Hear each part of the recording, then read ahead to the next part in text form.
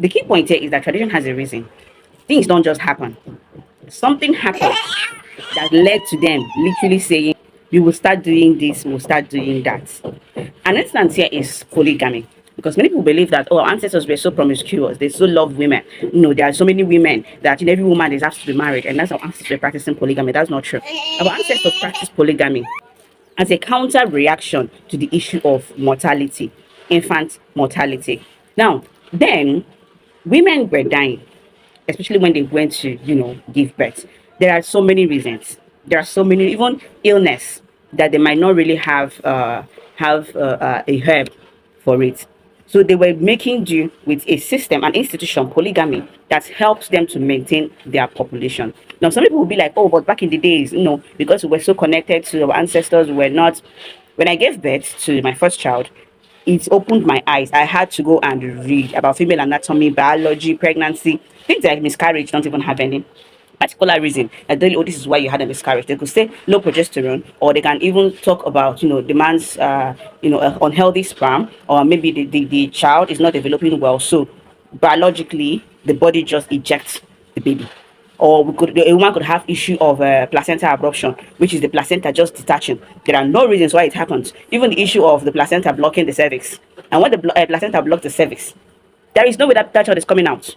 That child will not come out because the placenta, there is a blockage. I have to go and read more about it. So I had to go and read to learn more about my biology, to understand that some of these things happens for no reason.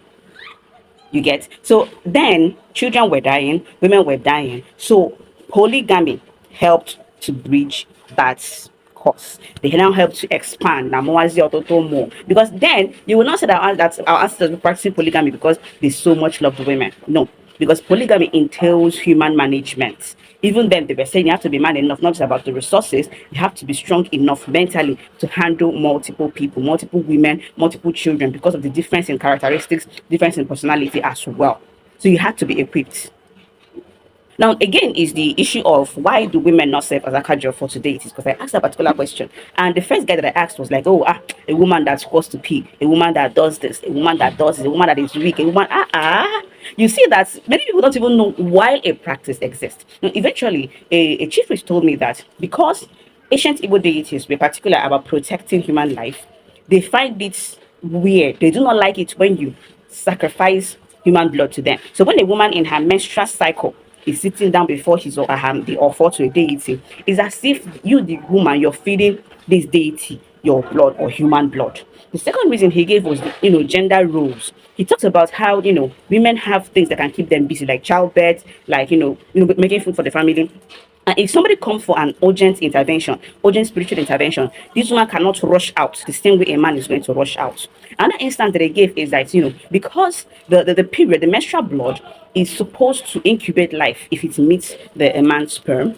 But because there were no conception, it is ejaculating, it is removing. So the energy as at that point is at a negative state. So these are reasons that they give why women do not serve as Akajiofo today. So there are so many cultural practices that we have that we do not understand why they exist, but we keep saying, oh, this is culture, this is tradition, and we just keep repeating a cycle that does not, that is not factual, and that does not come from a place of knowledge, but just a place of, oh, it has been done that way, this is how we always do it, therefore we just have to continue doing it.